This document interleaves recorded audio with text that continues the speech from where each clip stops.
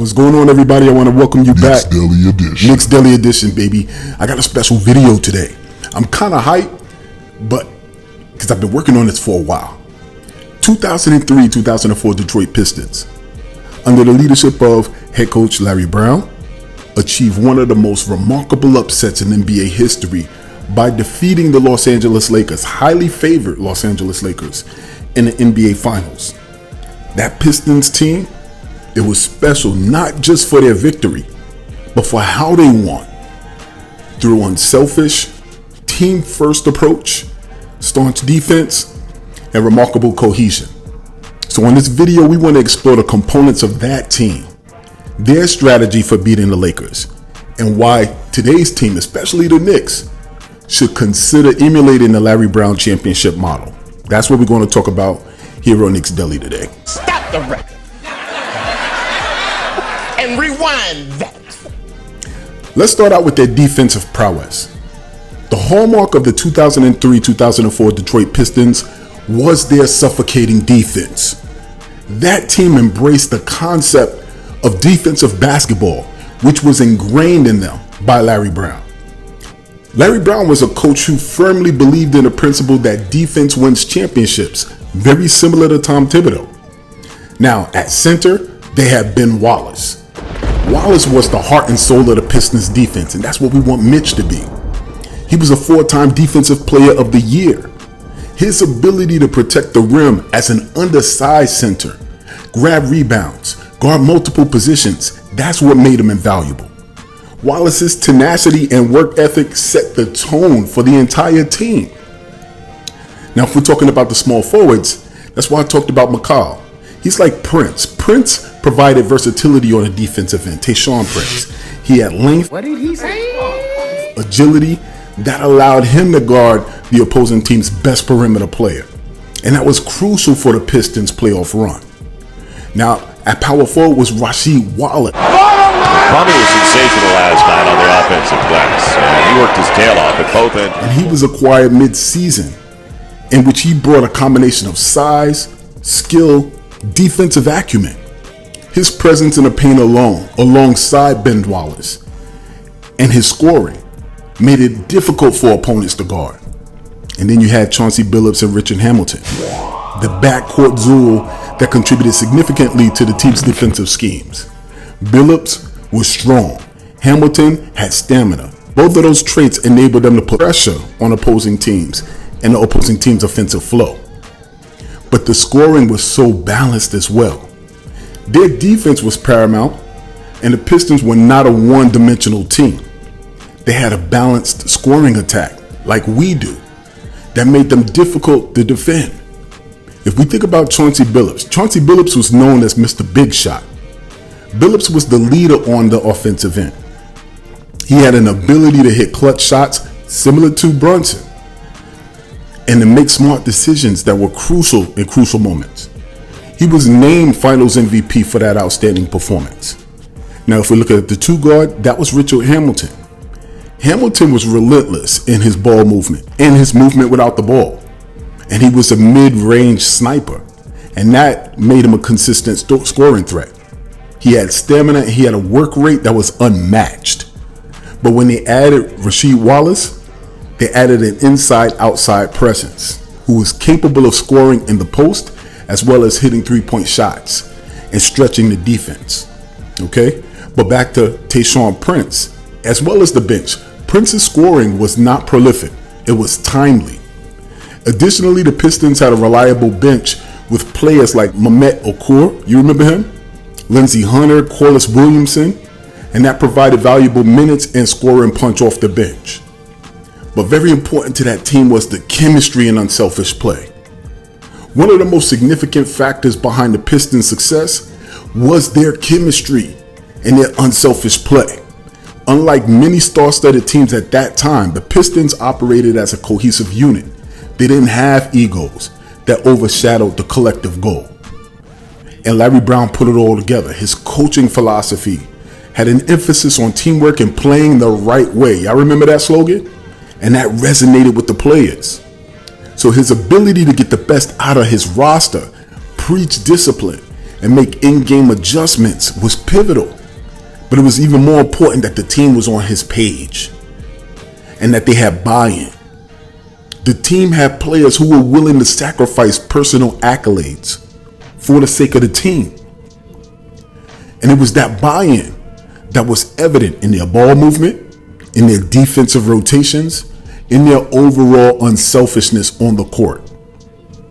And that was exactly the strategy that beat the overwhelmingly favored Los Angeles Lakers. I'm talking about Shaq and Kobe Lakers. 2003 Los Angeles Lakers were a formidable opponent. They had Hall of Famers such as Shaquille O'Neal, Kobe Bryant. They had Karl Malone. They had Gary Payton. The Pistons' victory in the finals was a testament to their meticulous game planning and execution. And it neutralized Shaquille O'Neal. Shaquille O'Neal was a beast. Shaquille O'Neal was the most dominant force in the NBA at that time. The Pistons' strategy was to contain. The Pistons' strategy was just multifaceted. First with Ben Wallace, who was completely undersized, but his strength and determination made it challenging for Shaq to dominate in the paint. While Wallace couldn't stop Shaq single-handedly, he made him work hard for his points every time. Then they had defensive double teams and rotations. The Pistons frequently double teamed Shaquille O'Neal, and they kept forcing him to pass out of the paint to less effective shooters. I remember their rotations were quick, and they contested shots that prevented him having easy baskets. But you say, if we stop Shaq, how are you stopping Kobe? You can't stop Kobe. Kobe was the Lakers' perimeter threat, and he was a prolific scorer, obviously. So the Pistons employed several tactics to try to limit his effectiveness. First, they used Tayshaun Prince. His wingspan, his quickness, that made it difficult for Kobe Bryant to get good clean looks at the basket. Prince had a defensive effort in Game 2 where he blocked a potentially game-winning shot by Kobe Bryant. That exemplified his impact. But they couldn't have did it without team defense. The Pistons didn't rely solely on Tayshaun Prince. They used the team approach with help defenders ready to contest Kobe Bryant's drives, force him into tough shots. You know, Kobe got a counter for a counter for a counter. But they also exploited mismatches. Offensively, the Pistons were adept at exploiting mismatches and playing to their strengths. And that's where we hope the Knicks to be. First, they used ball movement. The Pistons' offense was characterized by excellent ball movement, which created open shots and forced the Lakers' defense to scramble. Next, they really mastered the pick and roll play. Chauncey Billups would orchestrate the offense effectively. He would use pick and roll plays, he'd create mismatches, he'd find open teammates. Very simple, nothing complicated. But most importantly, they had a psychological edge. The Pistons had to have a psychological edge to face the Lakers. They played with a chip on their shoulder, and they were fueled by the belief that they were underdogs. It was us against the world. And they said that they were disrespected by the media and the basketball community. They knew that they was picking them to win. They were motivated to outwork and outplay the Lakers. Now, why should the NBA emulate the Larry Brown model? Why should the New York Knicks do it? Because the success of the 2003-2004 Detroit Pistons provides valuable lessons for modern NBA teams. Why should you consider building a roster like that? Why have the Knicks built a roster like that? Because we have an emphasis on defense. In an era where the offensive prowess often grabs headlines, the Pistons model underscored the importance of defense. Building a team with a strong defensive foundation.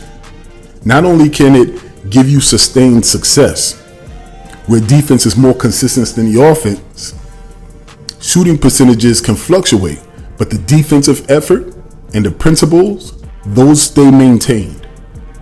But you can win a championship that way. As the old adage goes, defense wins championships. A team that can consistently get stops are well positioned to succeed in the playoffs. We showed that last year. And we have a team first mentality. The Pistons exemplified how a team first mentality and unselfish play could lead to success. And the Knicks are built that way as well. But chemistry and cohesion, teams that play for each other and prioritize collective success over individual accolades, they're more resilient. They're harder to beat. That was the New York Knicks. But they accepted their roles. When players understand and also accept their roles, the team operates more smoothly.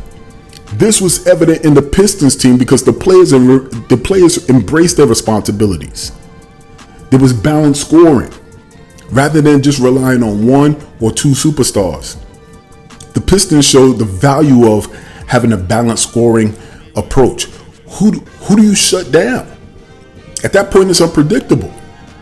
A balanced attack makes it difficult for opponents to key in on one or more players, and that creates more scoring opportunities. Kobe can't guard everybody, and it was sustainable. So teams with multiple scoring options are better equipped to handle injuries and slumps, as the burden is not only placed on a singular player. That's why it was important for Brunson to have Mikal Bridges. That's a personnel decision.